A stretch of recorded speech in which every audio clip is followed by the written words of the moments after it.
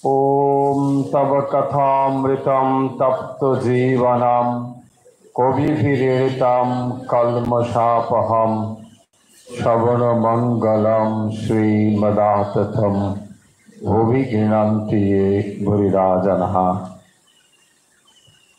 শ্রী শ্রী রামকৃষ্ণ কথামৃত আপনাদের অত্যন্ত পরিচিত একটি বিষয়। অনেক ভক্ত আছেন যারা নিয়মিত এমনকি প্রত্যেক দিন খানিকটা হলেও শ্রী শ্রী রামকৃষ্ণ কথামৃত পাঠ করে থাকেন। শ্রীরামকৃষ্ণের এই কথামৃতের শুরুতে আমরা যে শ্লোকটি পাঠ করলাম, শ্রীম বা মাস্টারমশাই এই শ্লোকটি কথামৃত গ্রন্থের শুরুতেই উল্লেখ করেছেন। বোধ করি এই ছিল মাস্টারমশাইয়ের মনের কথা যে শ্রীমদ্ ভাগবত পুরাণ, মহাপুরাণ, সেখানে যখন ভগবানের কথা উল্লেখ করা হয়েছে সেই কথার সঙ্গে বর্তমান যে শ্রীরামকৃষ্ণের কথা তিনি বলতে চলেছেন তার সঙ্গে একটি সুন্দর সৌসাদৃশ্য খুঁজে পেয়েছেন বলেই মাস্টারমশাই আমাদের সবার আগে কথামৃত শুরু করবার আগে শ্রীমদ্ ভাগবতের এই শ্লোক উল্লেখ করেছেন। হয়তো তিনি এটি বলতে চেয়েছেন যে ভগবানের কথা সে যুগেই হোক বা এই যুগেই হোক, সেই কথা একই কথা, কেবল তার সময় বদলে গিয়েছে, কেবল তার বলার ঢং বদলে গিয়েছে, কিন্তু সেই একই কথা। তিনি বলছেন কথামৃতম, কথা অমৃত সমান।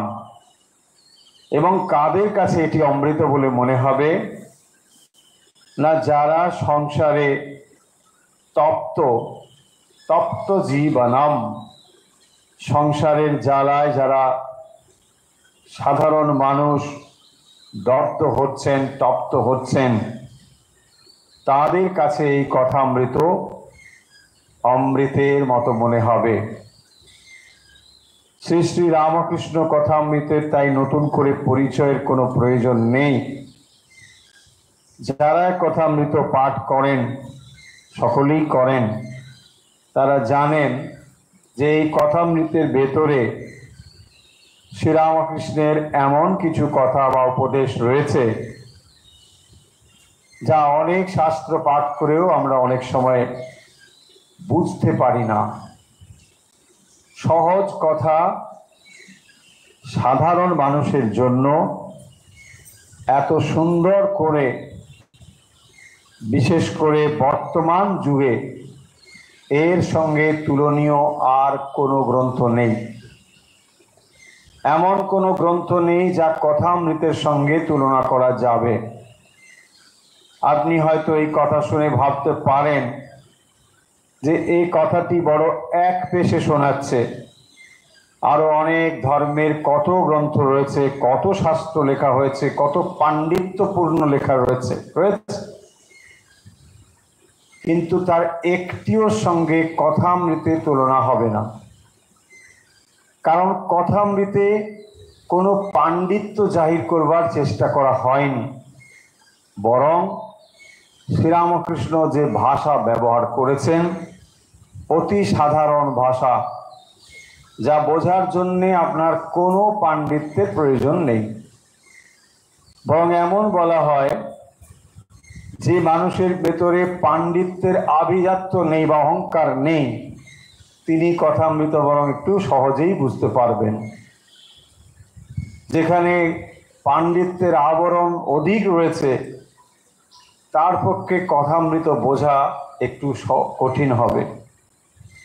কারণ আমরা পণ্ডিত বলতে তাকেই সাধারণত বুঝি, সাধারণ অর্থে, যে যিনি সহজ কথাকে একটু ঘুরিয়ে টুরিয়ে নানা রকমভাবে উপস্থাপন করেন। যদি সহজভাবেই কোনো কথা বলা হবে আর আমরা সকলেই যদি তা বুঝে যাই, তাহলে আর তার পাণ্ডিত্য কি হলো?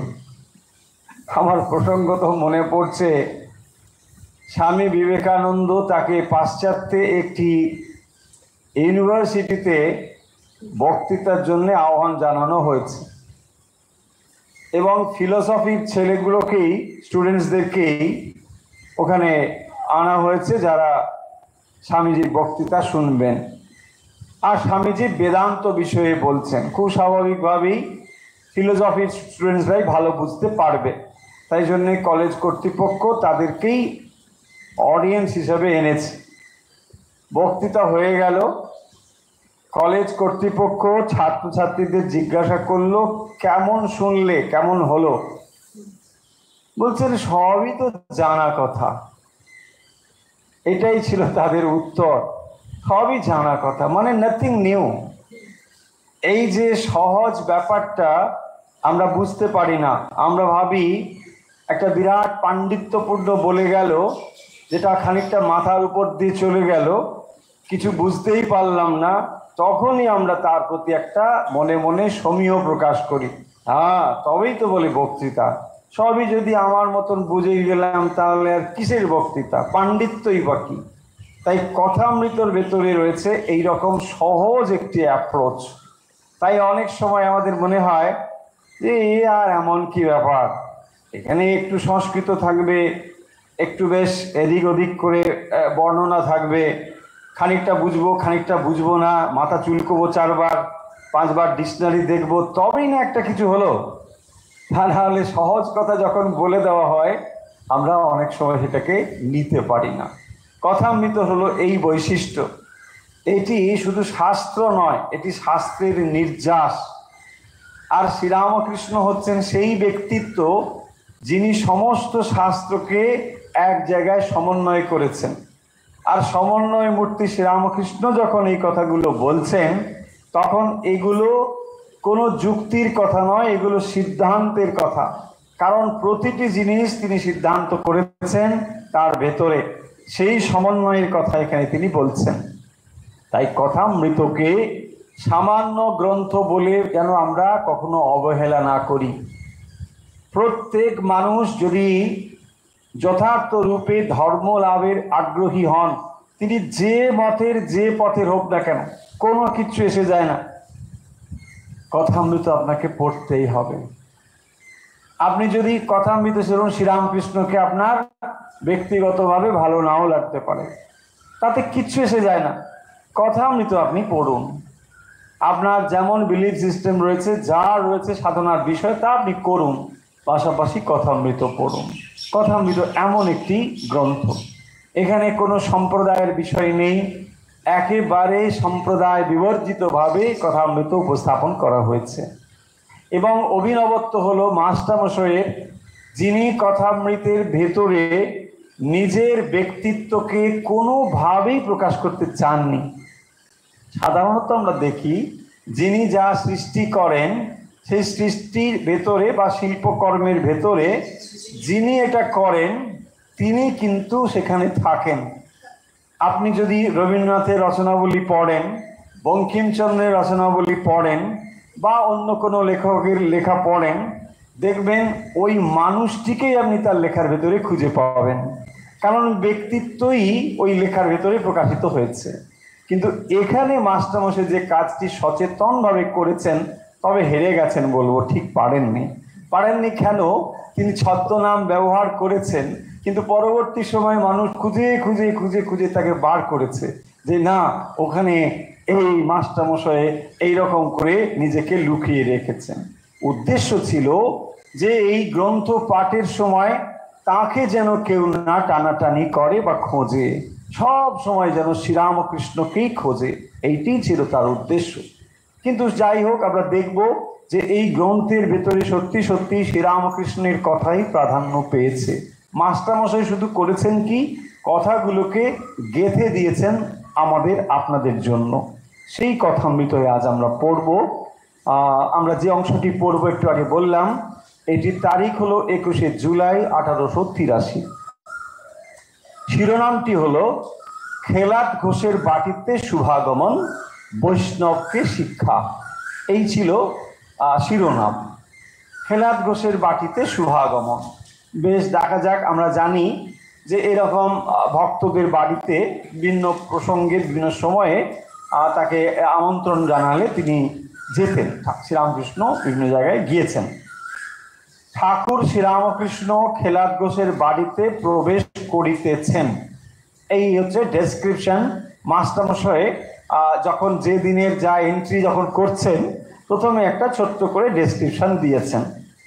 রাত 10টা হবে, দেখুন তাহলে অনেকটা রাত হয়েছে তখন, কিন্তু শ্রীরামকৃষ্ণ তখন যাচ্ছেন। বেশ, বাটি ও বাটির বৃহৎ প্রাঙ্গণ চাঁদের আলোতে আলোকময় হইয়াছে। বাটিতে প্রবেশ করিতে করিতে ঠাকুর ভাবাবিষ্ট হইয়াছেন। সঙ্গে রামলাল মাস্টার আর দু একটি ভক্ত। বৃহৎ চকমিলান বৈঠকখানা বাড়ি, দ্বিতলায় উঠিয়া বারান্দা দিয়া একবার দক্ষিণে অনেকটা গিয়া তারপর পূর্ব দিকে, আবার উত্তরাশ্র হইয়া অনেকটা আসিয়া অন্তঃপুরের দিকে যাইতে হয়। যে ডেসক্রিপশন রয়েছে আমরা বুঝতে পারছি এর দ্বারা যে ভক্তের যার বাড়ির কথা এখানে বলা হয়েছে, ইনি একটু বর্ধিষ্ণু একজন বাড়ি, খুব স্বাভাবিকভাবেই জমিদার গোছের ছিলেন তিনি, আর এই করতেন, ওই দান ধ্যান অনেক করতেন খেলাত ঘোষের, এই হচ্ছে পরিচয়। তো যাই হোক, তার বাড়িতে তিনি পৌঁছেছেন। আচ্ছা, আমরা দেখি এরপরে। ওই দিকে আসিতে বোধ হইল যেন বাটিতে কেহ নাই, মানে বিশাল বাড়ি, খুব একটা লোকজন আছে বলে মনে হচ্ছে না। কেবল কতগুলি বড় বড় ঘর আর সম্মুখে দীর্ঘ বারান্দা পড়িয়া আছে। তো বুঝিয়ে দিচ্ছেন তিনি একটা আভিজাত্য সেখানে রয়েছে, কিন্তু এখন একটু নির্জন নির্জন ভাব। ঠাকুরকে উত্তর পূর্বের একটি ঘরে বসানো হইল, এখনো ভাবস্থ। এখন শ্রীরামকৃষ্ণ কখন ভাবস্থ হবেন তার কোনো ঠিক ঠিকানা ছিল না, আর কি দেখেই বা হবেন তাও কোনো ঠিক নেই। সামান্য কিছুতেই তার ভাবস্থ অবস্থা হয়। মানে একেবারে শুকনো দেশলাই কাটি, ফলে যে কোনো অবস্থায় একটু ফ্রিকশন হলেই ব্যাস তার ভেতরে আগুনটা জ্বলে উঠবে। এই রকম একটা অবস্থায় শ্রীরামকৃষ্ণ যাচ্ছেন। ফলে ভাবার চেষ্টা করতে পারি, আমরা কল্পনা করতে পারি যে আমাদের মনের অবস্থা আর শ্রীরামকৃষ্ণের মনের অবস্থাটা কীরকম। ভক্তের বাড়িতে তিনি ঢুকছেন, তখনই ভাবস্থ হয়ে গিয়েছেন, তখনও ভাবস্থ। বাটির যে ভক্তটি তাহাকে আহ্বান করিয়া আনিয়াছেন, তিনি আসিয়া অভ্যর্থনা করিলেন। খুব স্বাভাবিকভাবেই তিনি নেমন্তন্ন জানিয়েছেন, তিনি এসেছেন। তিনি বৈষ্ণব, সঙ্গে তিলকাদি ছাপ ও হাতে হরিনামের ঝুলি। একটা বৈষ্ণবের মনে মনে আমরা যেমন রূপ চিন্তা করতে পারি, একেবারে সেই বর্ণনায় একজন বৈষ্ণব, সঙ্গে তিলকাদি ছাপ ও হাতে হরিনামের ঝুলি। বেশ, লোকটি প্রাচীন, তিনি খেলাত ঘোষের সম্বন্ধী।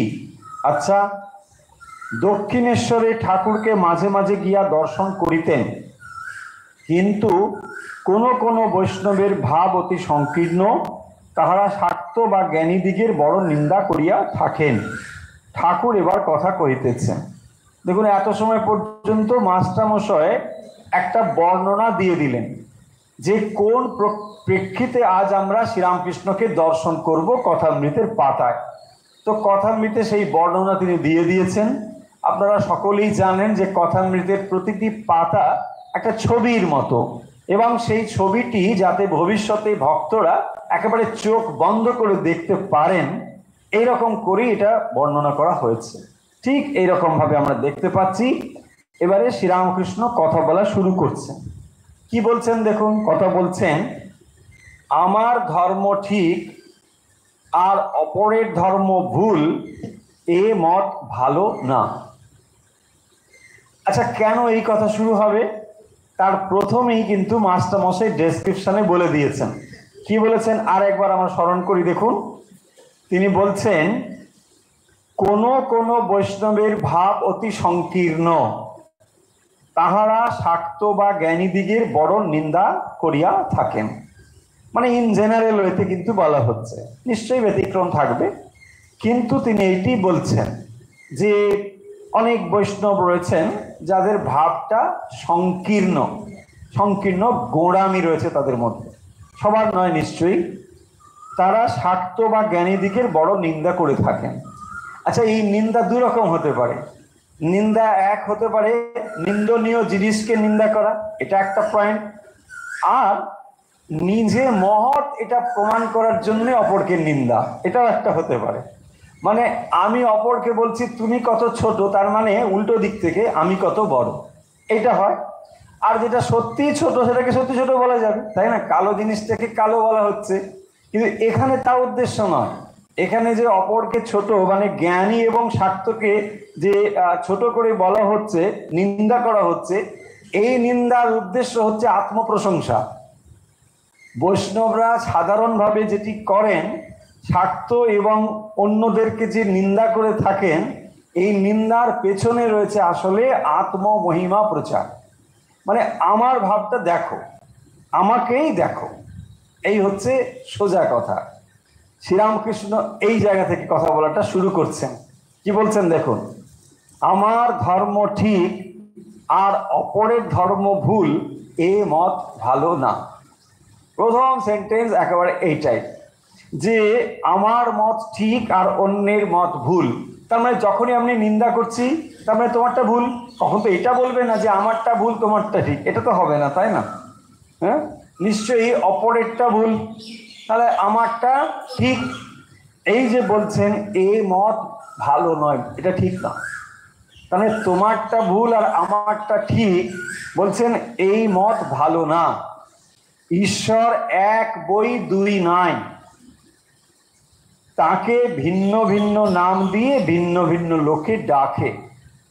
দেখুন এই কথাগুলো আজ যখন আমরা পড়ছি মনে হবে যে আচ্ছা এ তো জানা কথাই, এর আর কি আছে। কিন্তু দেখুন যখন আমরা বই পড়ি সব ঠিক থাকে, প্র্যাকটিক্যালি যখন আমরা ব্যবহার করি তখন এই কথাগুলো অনেক সময় ভুলে যায়। আর যখন শ্রীরামকৃষ্ণ কথা বলছেন তখন সমাজটা আরো অন্যরকম ছিল। তো এখন কি বলছেন, ঈশ্বর এক বই দুই নেই। তাহলে এই বোধটা আমাদের হয় না যে বৈষ্ণব যাকে ডাকছেন, শাক্ত যাকে ডাকছেন, জ্ঞানী যাকে ডাকছেন, বা অন্য ধর্মের মানুষ যাকে ডাকছে, সেটা ইসলাম হতে পারে, বৌদ্ধ হতে পারে, খ্রিস্টান হতে পারে, যে কেউ হতে পারে, তারা যে অন্য অন্য কাউকে ডাকছে তা তো নয়, একজনকেই ডাকছেন। আপনি বলবেন আচ্ছা এটা তো জানাই না, এটা জানা ছিল না আমাদের। এইটা শ্রীরামকৃষ্ণ সিদ্ধান্ত দিয়ে দিচ্ছেন, একেবারে সিদ্ধান্ত। দেখুন এইটা নিয়ে বিচার করে বহু সময় কেটে গেছে আমাদের পণ্ডিতদের মধ্যে, যে না বোধহয় ঠিক হবে না, এত বৈচিত্র্য আমরা দেখতে পাচ্ছি, হ্যাঁ সব এক কি করে হয়ে যায়, ভগবান সব এক? না না, ভগবান এক না। কিন্তু শ্রীরামকৃষ্ণ বলছেন একেবারেই এক, তার সিদ্ধান্ত। আরো দেখুন এটাকে এক্সপ্লেন করছেন কিভাবে। কেউ বলে গড, কেউ বলে আল্লাহ, কেউ বলে কৃষ্ণ, কেউ বলে শিব, কেউ বলে ব্রহ্ম। তাহলে শব্দগুলো বদলে গেল। যেখানে বলছেন গড, আল্লাহ, কৃষ্ণ, শিব আর ব্রহ্ম, তাহলে এখানে বদলালো কোনটা? শব্দগুলোই বদলে গেল। তাহলে রিয়ালিটি যা, বাস্তব যা, এটা বদলে যাচ্ছে না, সেই জিনিসটি একই, তাই না? তো এরকম সেই আছে না গল্প, একজন খুব পিপাসায় পড়েছে, কিন্তু সে অন্য একটা দেশে গেছে, সেই দেশে জলকে কি বলে তার জানা নেই, হ্যাঁ ওই দেশের ভাষা সে জানে না। সে তাদেরকে নানাভাবে বোঝাতে চেষ্টা করলো যে তার মানে একটু পিপাসার জল চাই, কিন্তু সেই জল শব্দটা যেহেতু তাদের কাছে অর্থবহীন, সে নানাভাবে বলছে আমার এইরকম এরকম এরকম হাত নেড়ে, মানে একেবারে ইন্টারন্যাশনাল ল্যাঙ্গুয়েজ যা, সেটা বোঝানোর চেষ্টা করেছে। কিন্তু সেই মানুষগুলো অনেকটা পরে বুঝতে পারলো যে আসলে এই লোকটা জলের কথাই বলছে। তার মানেটা কি? বস্তুটা এক, তাকে নানা ভাবে আমরা কেবল বলছি মাত্র। তাহলে বস্তু একই, তাকে আমরা নানা ভাবে বলছি। নানা ভাবে মানে এখানে ভাষাগত বৈচিত্র্যের কথা বলা হয়েছে। সেই জন্য শ্রীরামকৃষ্ণ বলছেন যে কেউ তাকে বলছে আল্লাহ, কেউ কৃষ্ণ, কেউ শিব, কেউ ব্রহ্ম। তাহলে এই শব্দগুলো বদলে গেলে বস্তু কি বদলে যায়? বস্তু বদলে যায় না। তাহলে পিপাসার জন্য আপনার যে জিনিসটির দরকার সেই জিনিসটিকে আপনি ওয়াটার বলতে পারেন, জল বলতে পারেন, পানি বলতে পারেন, অ্যাকোয়া বলতে পারেন, আরো অনেক ল্যাঙ্গুয়েজে অনেক কিছু বলতে পারেন, কিন্তু আসল তো সেটা জল। তাহলে যখন আপনার পিপাসা পায় তখন আপনি যেটাকেই চান সেটা একটাই জিনিস। দেখুন, পৃথিবীর যে কোনো প্রান্তের মানুষ পিপাসা যখন পায় তো জলই পায়, তার জলেরই প্রয়োজন হয়। এক্স্যাক্টলি এই কথাটাই শ্রীরামকৃষ্ণ বলছেন, যে তাহলে এত যে বৈচিত্র্য আমরা ঈশ্বর, গড এইসব বলছি, এগুলো কেবল শব্দগত বৈচিত্র্য। তিনি আরো সুন্দর করে তিনি কি বলছেন, যেমন পুকুরে জল আছে, এক ঘাটের জল লোকে বলে জল, এক ঘাটে বলে ওয়াটার, এক ঘাটে বলে পানি। হিন্দুরা জল, খ্রিস্টানরা ওয়াটার, মুসলমানরা বলে পানি, কিন্তু বস্তু এক। দেখুন, একদম সিদ্ধান্ত শ্রীরামকৃষ্ণ দিচ্ছেন, বস্তুটা কিন্তু এক। বলছেন মত আর পথ, লিখছেন মত হাইফেন দিয়ে পথ, মত পথ মানে যত মত তত পথ। তাহলে মত আর পথ, ব্যাস, অনলি এটাই ডিফারেন্স, কিন্তু বস্তুটা কখনো তফাৎ হয়ে যাবে না। দেখুন, সূর্যের ছবি আমরা ভূপৃষ্ঠ থেকে তুললে একরকম তুলব, মহাকাশ থেকে তুললে আর এক রকম উঠবে, পৃথিবীর অন্য প্রান্ত থেকে উঠলে আর এক রকম দেখা যাবে, কিন্তু সেই সত্যকেই প্রকাশিত করছে সূর্যকে, যদিও সব ছবিগুলো আলাদা আলাদা মনে হবে।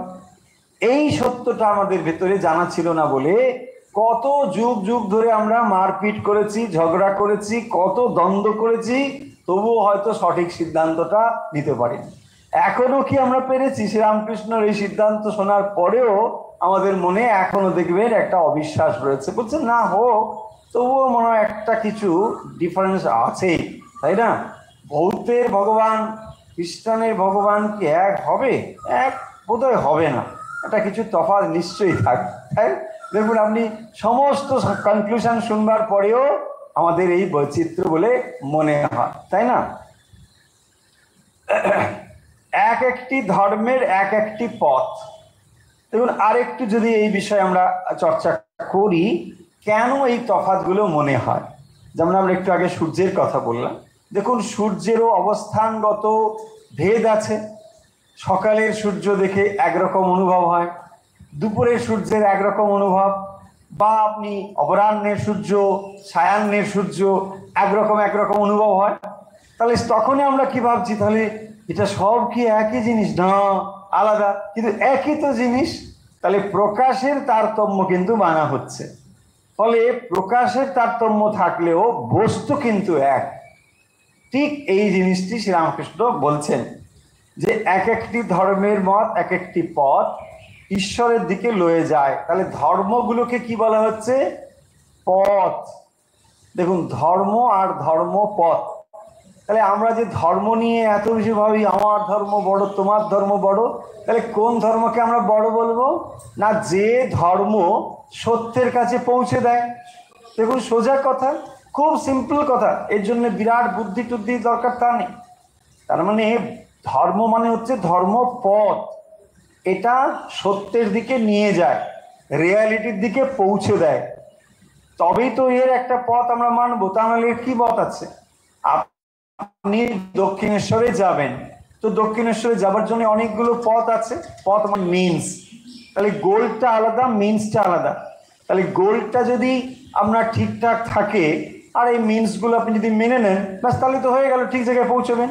আর যে মিনস আপনাকে গোলে পৌঁছে দিতে পারে না, সেটা মিনসই নয়। এইখান থেকে যদি আমরা দেখি, তাহলে ধর্মগুলো মানে হচ্ছে ধর্মপথ। কতগুলো নিয়ম মানাই ধর্ম নয়, যদি না তা সত্যে পৌঁছে দেয়। তাহলে আসল এইখানেই আমরা দেখব, কোষ্ঠীপাতকটা এখানেই, বিচারটা এখানেই, যে এটি আমাকে সত্যের কাছে পৌঁছে দেয় কি না। যদি সত্যের কাছে পৌঁছে দেয়, এটাই পথ, শ্রীরামকৃষ্ণ সেটাই বলছেন, ঈশ্বরের দিকে লয়ে যায়। যেমন নদী নানা দিক থেকে এসে সাগর সঙ্গমে মিলিত হয়, হ্যাঁ, নদী যখন চারিদিক থেকে এসে সমুদ্রে মিলিত হচ্ছে, এইটি বলছেন। এই কথা শ্রীরামকৃষ্ণ একেবারে বসেই ওই বাড়িতে গিয়ে প্রথমে এতগুলো কথা বলে দিচ্ছেন। তার মানে তোমার ভেতরে বা তোমাদের ভেতরে যে গোঁড়ামিটা রয়েছে, নিজেরটা ভালো অপরেরটা খারাপ, এইটা করো না। তাহলে ধর্ম কিসের জন্যে? ধর্ম হচ্ছে সত্যকে জানার জন্যে। তুমি যদি যে পথ দিয়ে সত্যকে জানতে পারো, এটাই ঠিকঠাক। তুমি কি করে সিদ্ধান্ত করতে পারো যে অপরেরটা ভুল আমারটা ঠিক? খুব র্যাশনাল ওয়েতে চিন্তা করুন, কোনো বায়াসনেসের দরকার নেই যে আপনাকে নির্দিষ্ট একটা ভাবের দিকে আমরা চালিত করছি, একদম না। আপনি খুব র্যাশনাল ওয়েতে, খুব যুক্তি বিচার দিয়ে ভেবে দেখুন, যদি আপনিও পথে হাঁটছেন আর একজন মানুষ ও পথে হাঁটছেন, দুজনেরই যদি গন্তব্য অজ্ঞাত থাকে, তাহলে আপনার কি অধিকার আছে অপর মানুষটিকে বলবার যে তুমি ভাই ভুল পথে যাচ্ছ? খুব র্যাশনাল ওয়েতে চিন্তা করুন। দুজনেই আমরা হাঁটছি, আমিও জানি না তুমিও জানো না, ধরে নিচ্ছি। তাই যদি হয় তাহলে দুজনেই ভাই চলছি, চলো, তুমিও চলছো আমিও চলছি। তাহলে আমিও যদি পথিক তুমিও যদি পথিক, আমার কি অধিকার আছে যে গন্তব্যে তোমারটা ভুল আমারটা ঠিক এ কথা বলবার? আর যদি তুমি সত্য জেনে থাকো তাহলে তো তুমি এ কথা বলতেই পারো না। তার মানে দেখুন, যখন আপনি আপনার পথে যথেষ্ট শ্রদ্ধাশীল নন, কেবল তখনই আপনি এই কথাগুলো বলতে থাকেন যে আমারটা ঠিক তোমারটা ভুল। তোমারটা যে ঠিক তার প্রমাণ দাও। তুমি সত্য লাভ করেছো কি যে না করিনি? যদি না করে থাকো বেশি কথা বলো কেন, চুপ করে বসে থাকো, তাই না? দেখুন, এই হচ্ছে আমাদের এই ব্যাপার নিয়ে একেবারে কি না কি চলছে। এইটি শ্রীরামকৃষ্ণ খুব সহজভাবে সমাধান করে দিচ্ছেন। আরো কথা বলছেন, দেখুন, বেদ পুরাণ তন্ত্রে প্রতিপাদ্য একই সচ্চিদানন্দ।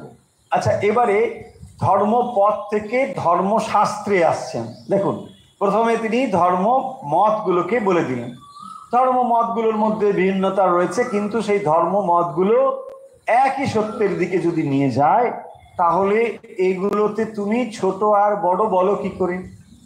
যে পথ দিয়ে আমি সত্যের কাছে পৌঁছতে পারি সেটাই আমার কাছে পথ। যে যার রুচি অনুযায়ী যায়, কেউ ট্যাক্সি করে যায়, কেউ অটো করে, কেউ টোটো করে, কেউ নদী করে, কেউ হেঁটে যায়, যে যেমন ভাবে যায়, যার যা ভালো লাগে, যার যা রুচি, যার যা অবস্থা। যেমন বেদ পুরাণ তন্ত্রে, তারপরে পরে বলছেন যে বেদ পুরাণ তন্ত্রে প্রতিপাদ্য একই সচ্চিদানন্দ। দেখুন, এখানে তিনটে জিনিস প্রধান প্রধান উল্লেখ করা হলো। তাহলে একটা বেদ, পুরাণ আর তন্ত্র। বেদকে আমরা কি বলি? আমরা বলি সমস্ত শাস্ত্রের একেবারে উৎস হচ্ছেন বেদ। বেদ থেকে সমস্ত শাস্ত্র জ্ঞান আমাদের কাছে এসেছে। বেশ, তারপরে বলছেন পুরাণ আর তন্ত্র। তাহলে বেদের যা প্রতিপাদ্য, মানে বেদ যা বলতে চায়, সেও কিন্তু সেই সচ্চিদানন্দ, অর্থাৎ সেই ঈশ্বরকেই বলতে চায়। আবার পুরাণও যা বলতে চায় সেও সেই ঈশ্বর, তন্ত্র যা বলতে চায় সেও সেই ঈশ্বর।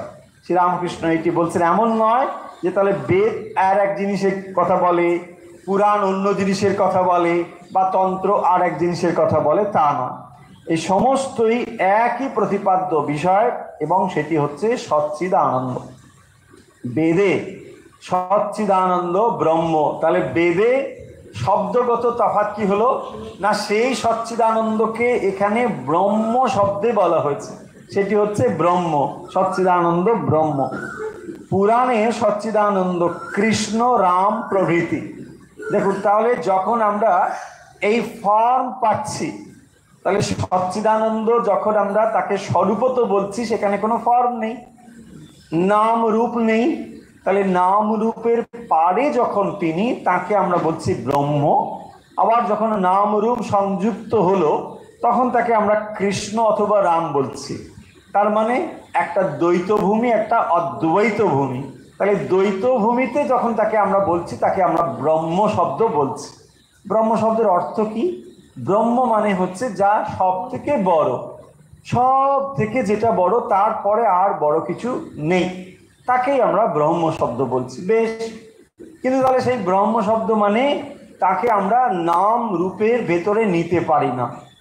স্বরূপত তার নাম রূপ হয় না। কেন হয় না? আমরা বহুবার বলেছি, বহু প্রসঙ্গে। দেখুন, নাম তখনই হবে যে জিনিসটা ছোট হবে, যে জিনিসটা সীমিত হবে। অসীম অনন্তের কখনো নাম হতে পারে না। নাম বস্তুকে ছোটই করে, রেস্ট্রিক্টেড করে। তাহলে বস্তুকে যেটি ছোট করে সেই নাম, তাহলে নিশ্চয়ই সেটা অদ্বৈত নয়, দ্বৈত জিনিস। এই যে দ্বৈত ভূমিতে, সেটি পুরাণের মধ্যে আমরা পাব। তাহলে বেদগুলোতে যে সচ্চিদানন্দ ব্রহ্মের কথা বলা হয়েছে, এইটা আমরা সকলে গ্রহণ করবার উপযুক্ত নই। সেই কারণের জন্যেই পরবর্তী সময়ে পুরাণ আদি শাস্ত্র রচিত হয়েছে। কেন না, এখানে পুরাণগুলোতে মূলত দেখবেন এখানে দ্বৈত ভাব স্থাপন করা হয়েছে। এখানে দ্বৈত ভাব, তিনি কৃষ্ণ, তিনি কালী, তিনি ইত্যাদি, এইরকম ফর্ম যদি এসে যায় আমাদের পক্ষে বুঝতে সুবিধা হবে।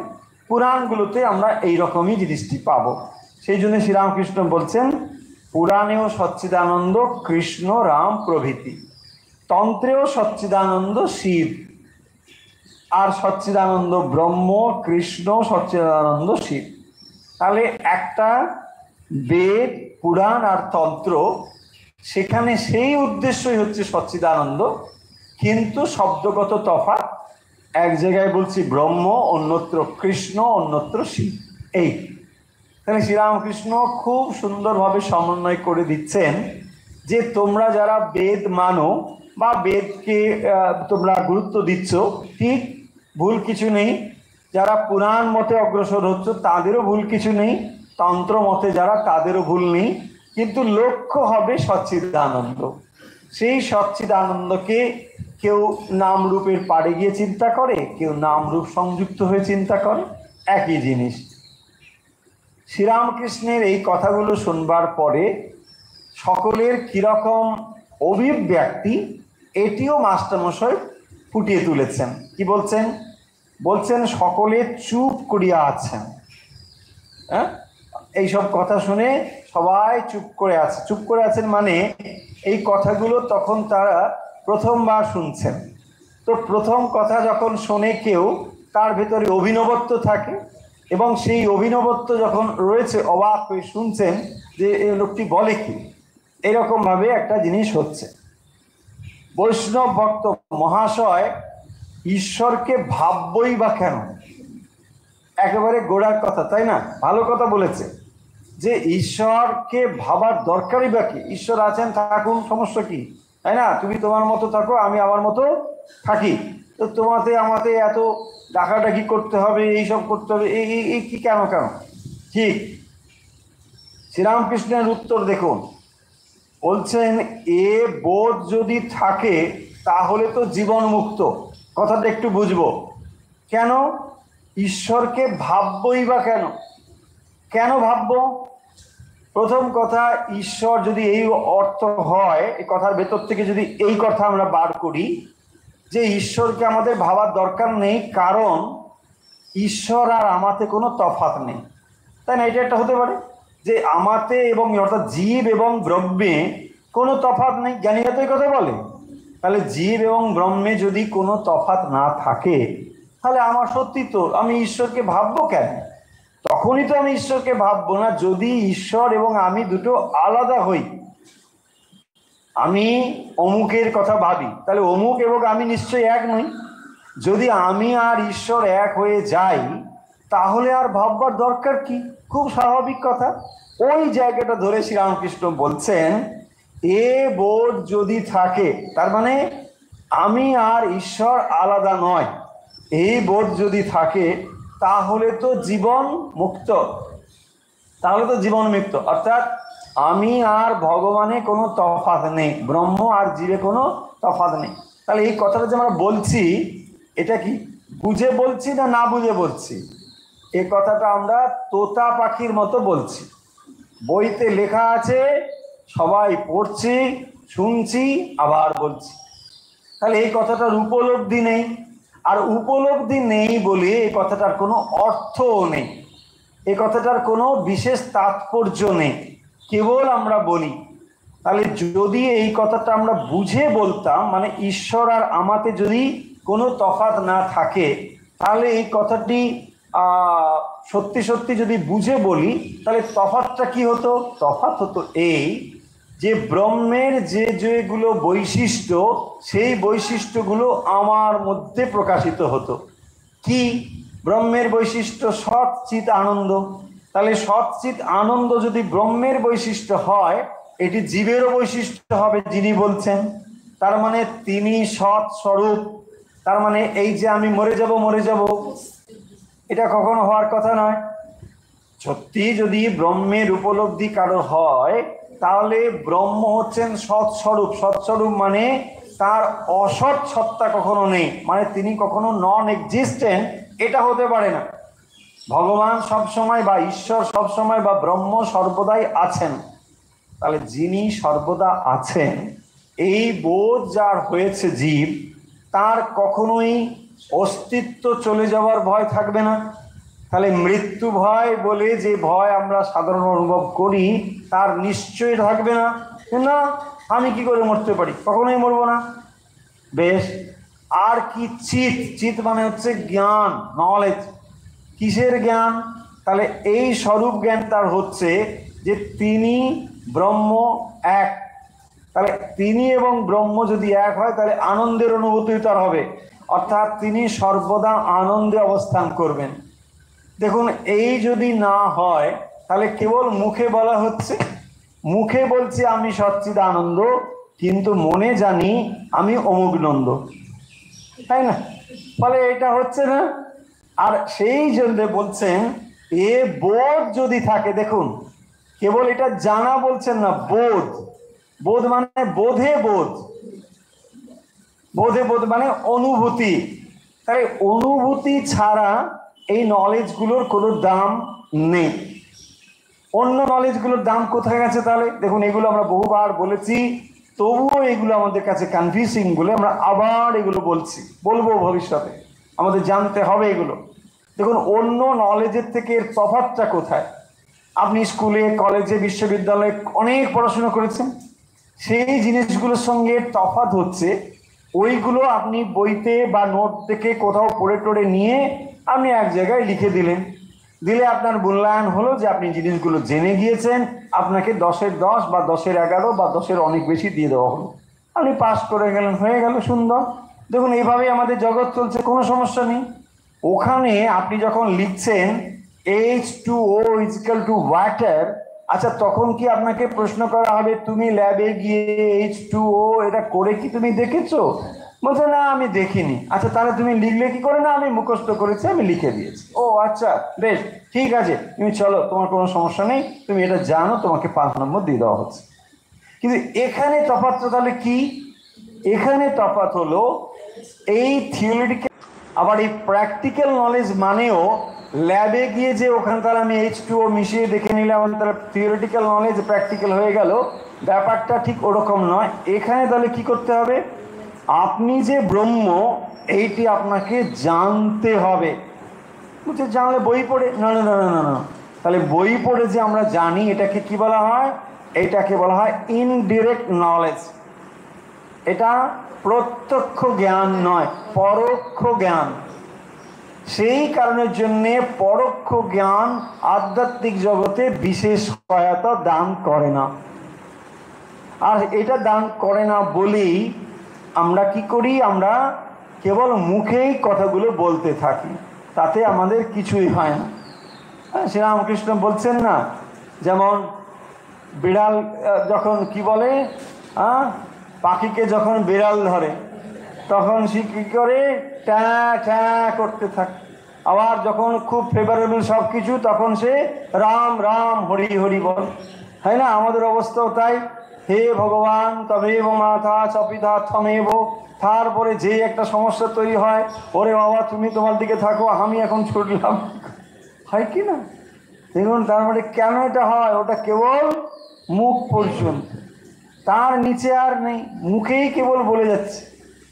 শ্রীরামকৃষ্ণ সেই জন্য বলছেন যে ঈশ্বরকে ভাববই বা কেন, এটা যদি সত্যি বোধ থাকে, মানে তুমি এবং ঈশ্বরের মধ্যে যদি অভিন্ন সম্বন্ধ এটা বুঝে থাকো, তোমার ভগবানকে ডাকার কোনো দরকার নেই।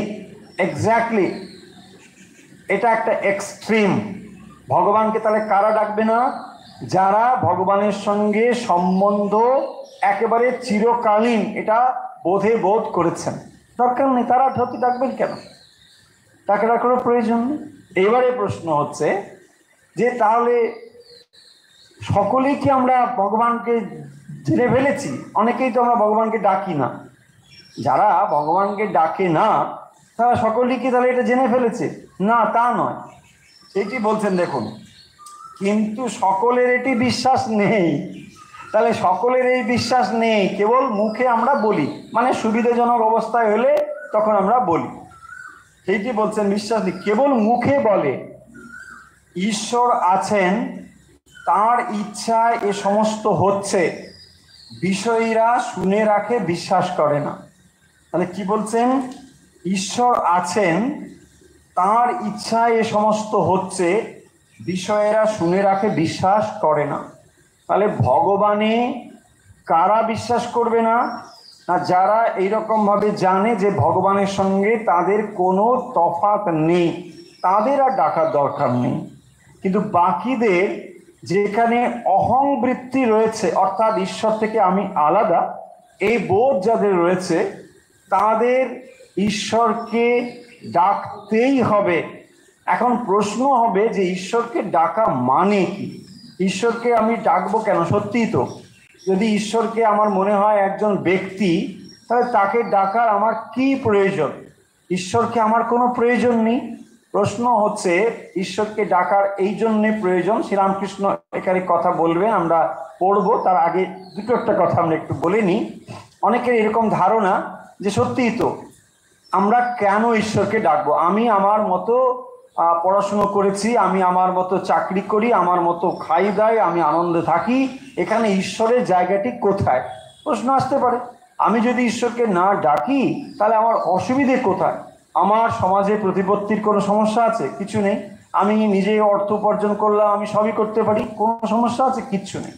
সত্যিই কিছু নেই, কোনো সমস্যা নেই। কিন্তু সমস্যা আছে। কোথায় আছে দেখুন।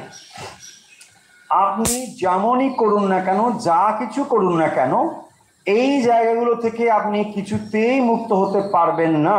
সেটা হচ্ছে ঈশ্বরের যা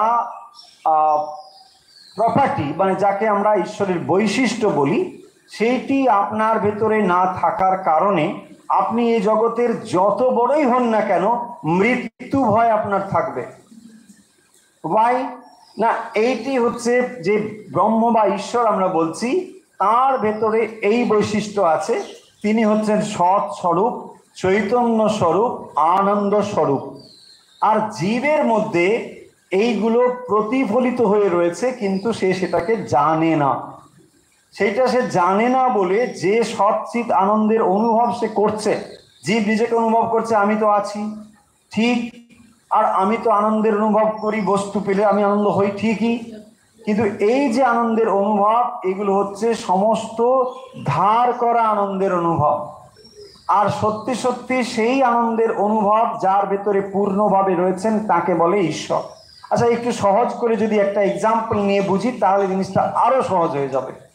ধরুন, চাঁদ যদি নিজেকে মনে করতে শুরু করে যে আমার সূর্যের কি প্রয়োজন, আমি তো নিজেই আলো দিচ্ছি, সবাই আমার পুজো করছে, কি সুন্দর, আমি যখন উঠি সবাই চন্দ্র বন্দনা করছে, কি সুন্দর, আমি তো একদম ঠিকঠাক, সূর্যের আমার এখানে কি প্রয়োজন আছে?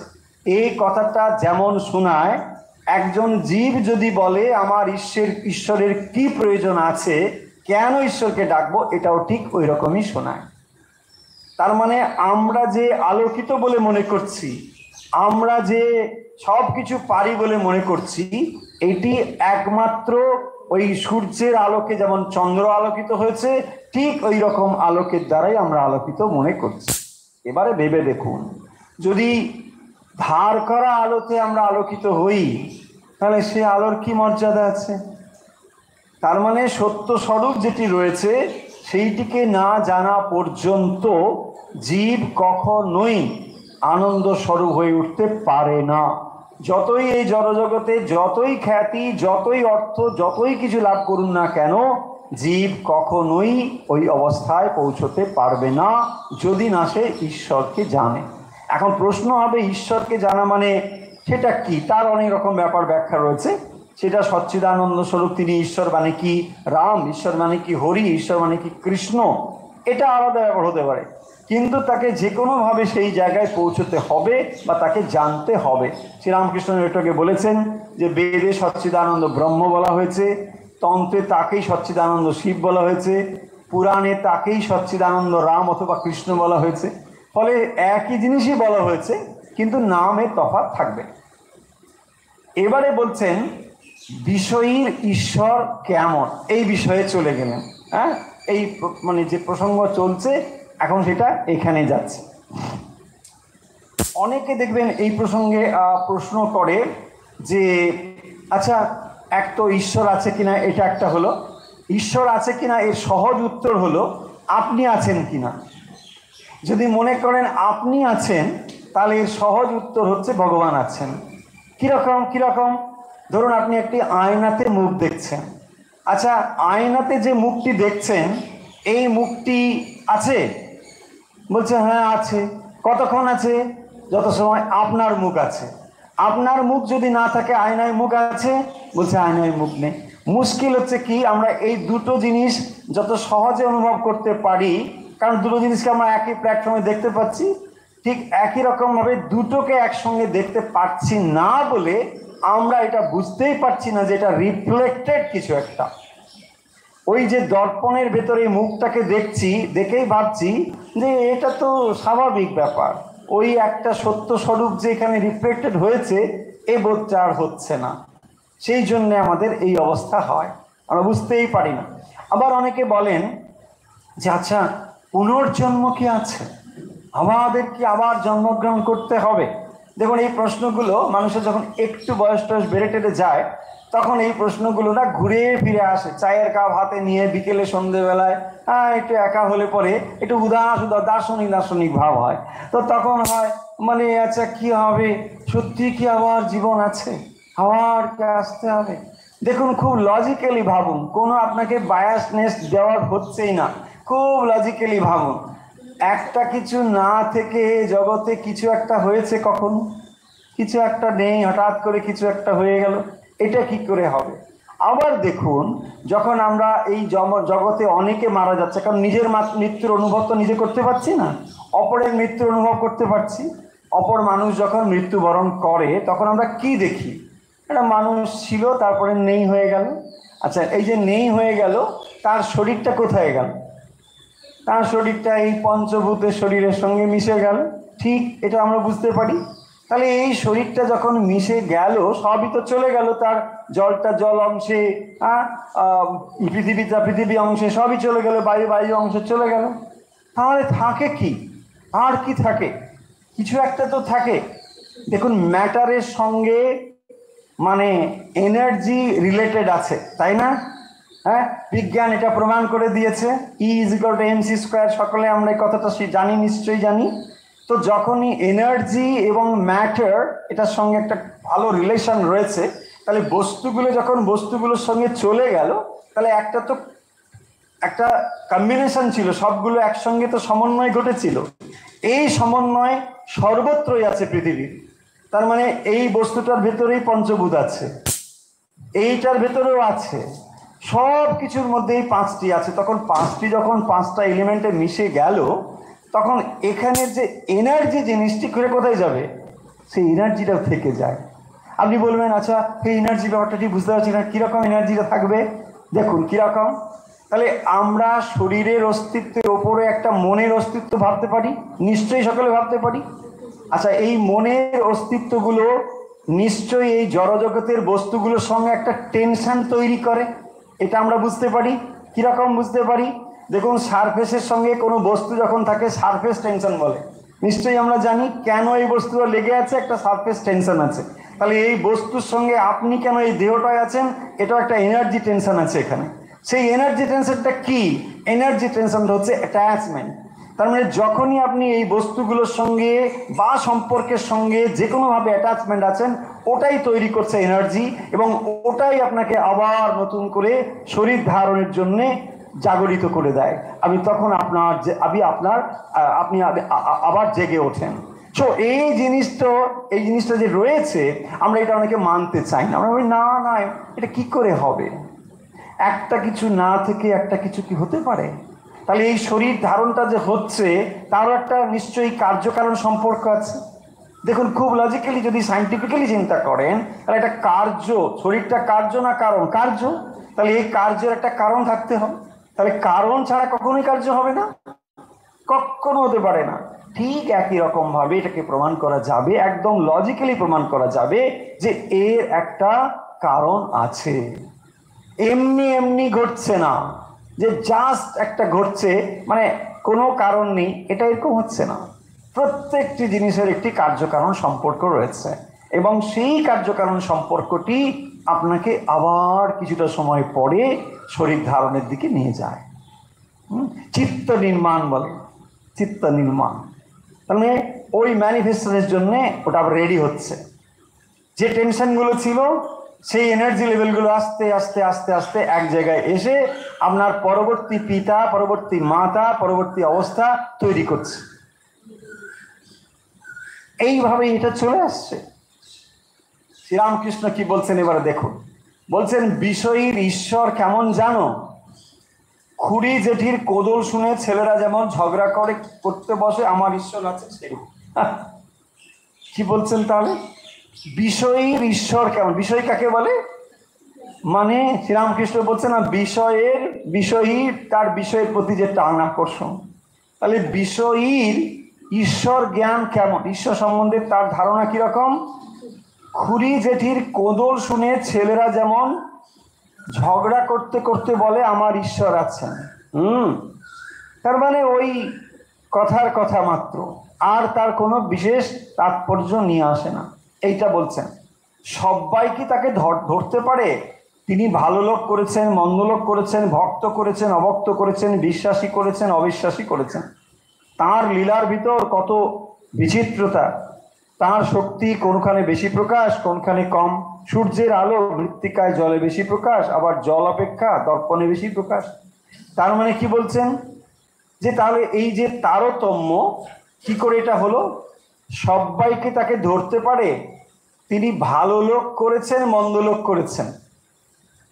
তার মানে মন্দ ভালো, এটা তাহলে কিসের তারতম্যে? প্রকাশের তারতম্যে। দেখুন, ঈশ্বরের কোনো তারতম্য হচ্ছে না, প্রকাশের তারতম্যে, আধারের তারতম্যে। তাহলে এই সূর্যালোক পাথরের উপর পড়ছে, সূর্যালোক জলের উপরে পড়ছে, দর্পণেও পড়ছে। তাহলে এক একটা রিফ্লেক্টার অনুযায়ী রিফ্লেকশনে পরিবর্তন হচ্ছে। ঠিক একই রকম ভাবে মানুষের ভেতরে একরকম প্রকাশ, পশুতে একরকম প্রকাশ, গাছে একরকম প্রকাশ, অন্যত্র অন্যরকম প্রকাশ। এইটি বলছেন বিশ্বাসীতে একরকম, অবিশ্বাসীতে একরকম, কোনখানে কম। সূর্যের আলো মৃত্তিকার চেয়ে জলে বেশি প্রকাশ, মাটিতে পড়লে সেটা অ্যাবজর্ব করে যায়। আবার বলছে জল অপেক্ষা দর্পণে বেশি প্রকাশ। আবার ভক্তদের বেশি থাক, উত্তম ভক্ত, মধ্যম ভক্ত, অধম ভক্ত, গীতাতে এসব আছে। তাহলে ভক্তেরও তারতম্য আছে। কিরকম কিরকম? বিশ্বাসের তারতম্য অনুযায়ী, আবার তার গুণ অনুযায়ী। সেখানে সত্য, রজ, তম রয়েছে। তা যার ভেতরে সাত্ত্বিক ভাব বেশি, তার সাত্ত্বিক প্রকাশটা বেশি হবে। ভক্তের মধ্যে সত্য, রজ, তমের যে তারতম্য রয়েছে, সেই অনুযায়ী সেখানে তার ভাব, তার ঈশ্বর, তার প্রকাশ তারতম্য ঘটে গেল। দেখুন, আজকে তাহলে পড়া আমরা সামাপ করে দেবো। আমরা যে জিনিসগুলো আজকে খুব সুন্দরভাবে এখানে পেলাম, সেগুলো হচ্ছে কোন প্রসঙ্গে এলো? প্রসঙ্গ এলো যে তোমার ধর্ম ভালো আর অন্যের ধর্মের নিন্দা করা এটা ঠিক নয়। তিনি এই কথাটা বলছেন। এখানে ধর্ম মানে ধর্ম মত বা পথ, এই কথাটি। তাহলে ধর্ম মানে হচ্ছে ধর্ম মত বা পথ। তাহলে পথ বা মত কাকে বলে? যেটা আমাকে ডেস্টিনেশনের দিকে নিয়ে যায়। মানে গোল নয়, এটা মিনস, এটা উপায়। লক্ষ্য কিন্তু আলাদা।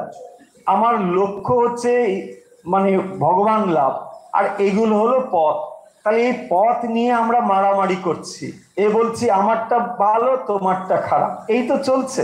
হ্যাঁ, রুচিনাং বৈচিত্রাৎ ঋজু কুটিল না না পথে জুসাম। দেখুন, ঋজু কুটিল ওই শব্দটুকু ওখানে রয়েছে। মানে কখনো তো বলবে না যে আমারটা রিজু, আমারটা কুটিল আর তোমারটা রিজু, এটা তো বলবে না। ওই রিজু কুটিল, রিজু কুটিল মানে আমারটা রিজু তোমারটা কুটিল, তাই না? শিবমহিম স্তোত্রে বলা হচ্ছে, দেখবেন সব সময় এই রয়েছে। এই যে সমালোচনাটা শ্রীরামকৃষ্ণ বলছেন, কেন এই সমালোচনা?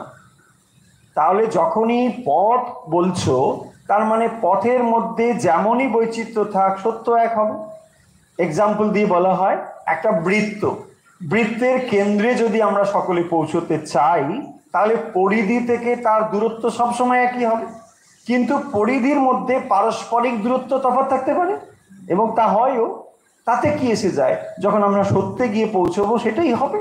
তাই বলছেন শ্রীরামকৃষ্ণ যে তোমরা কেন এত বিবাদ করো, এটা করো না। তাহলে সেই সচ্চিদানন্দকেই তো সবাই ডাকছেন। তারপরে বলছেন শাস্ত্রে, অর্থাৎ কোন শাস্ত্র? বেদ, পুরাণ, তন্ত্র। বেদের মধ্যেও সেই সচ্চিদানন্দকেই বলা হয়েছে, পুরাণেও বলা হয়েছে, তন্ত্রেও বলা হয়েছে। ফলে এইগুলোর মধ্যে কোনো তফাৎ নেই। তারপর তিনি এক্সাম্পল দিয়ে ওয়াটার, জল, পানি ইত্যাদি দিয়ে বুঝিয়ে দিয়েছেন। তারপরে শ্রীরামকৃষ্ণ কি বলেছেন? যে ঈশ্বরকে ভাববই বা কেন, তাই না? ঈশ্বরকে ভাবার দরকার কি? ঈশ্বরকে ডাকবো কেন? কেন ঈশ্বরকে ডাকবো? বলছেন, যদি এটা সত্যি বুঝে থাকো বা বুঝে বলো, তাহলে তো তুমি জীবন মুক্ত। যদি বলো যে ঈশ্বরকে কেন ডাকবো, তার মানে ঈশ্বর আর আমাতে কোনো তফাৎ নেই, যদি এটা বুঝে বলো, তাহলে তুমি জীবন মুক্ত। জীবন মুক্ত মানে জীবিত অবস্থায় মুক্ত, তাকে বলে জীবন মুক্ত। দুই রকম মুক্তি হয়, একটা জীবন মুক্ত, আরেকটি হচ্ছে বিদেহ মুক্ত। তো এই যে জীবন মুক্ত, অর্থাৎ তুমি জীবিত অবস্থাতেই সম্পূর্ণ মুক্ত হয়ে গেছো, কারণ তোমার আর কোনো সীমাবদ্ধতা নেই, তুমি সেই সচ্চিদানন্দ ব্রহ্মকে জেনেছ। আর বলছেন, এটা যদি না হয়, অর্থাৎ বিশ্বাস নেই, কেবল মুখে বলে, তাহলে মুখে আমরা কেবল বলছি যে ঈশ্বরকে ডাকার দরকার নেই, তার মানে তফাৎটা রয়েছে। আমি এবং ঈশ্বর এই তফাৎ রয়েছে, তবু মুখে বলছি তাকে আমি ডাকবো না। কেন ডাকছি না? আমরা জানি না বলে ডাকছি না। তার মানে আমরা সত্যের কেবল একটা দিককে দেখে আমরা ভাবছি ঈশ্বর না হলেও বোধহয় আমাদের চলে যায়। এটা বুঝতে পারছি না যে ঈশ্বর না হলে আমি নেই। আমি যে কথা বলি, আমি যে হাত নাড়ি, যা কিছু করি, চিন্তা করি, এ সমস্ত ঈশ্বরের শক্তিতেই হয়। এই বোধ আমার নেই বলেই আমরা ভাবি যে ঈশ্বরের কোনো প্রয়োজন নেই। আমরা যেমন এক্সাম্পল দিলাম যে চন্দ্র যদি মনে করে সূর্যের আমার কোনো প্রয়োজন নেই, সেটা যেমন লাগে, আর মানুষ যদি বলে ঈশ্বরের আমার কোনো প্রয়োজন নেই, এটাও ঠিক একই রকম কথা। দর্পণে যখন আমরা প্রতিবিম্ব দেখি, সেই প্রতিবিম্ব সত্য প্রতিবিম্ব, সত্য স্বরূপ রয়েছে বলেই তার প্রতিবিম্ব কেবল সম্ভব। তাহলে যখনই আমরা দেখছি এই বিশ্ব ব্রহ্মাণ্ডই হচ্ছে সেই ঈশ্বরের প্রতিবিম্ব, সেই ঈশ্বর এখানে প্রতিবিম্বিত হয়ে আছেন নানা আধারে, এই বোধগুলো সম্পূর্ণভাবে আমাদের কাছে নেই বলেই আমরা বুঝতে পারি না, বলে আমরা ভাবি ভগবান ছাড়াই আমাদের চলে যাবে। ভগবান ছাড়া আমাদের এক মুহূর্ত চলবে না, এটা আমাদের জানতে হবে। সেই কথাই শ্রীরামকৃষ্ণ এখানে বলছেন। আবার তিনি বলছেন যে ভক্তের মধ্যে এইসব নানা রকম থাক রয়েছে, এই কথা তিনি বলেছেন। তাহলে আজকের আমরা কথামৃত পাঠ এখানেই শেষ করছি।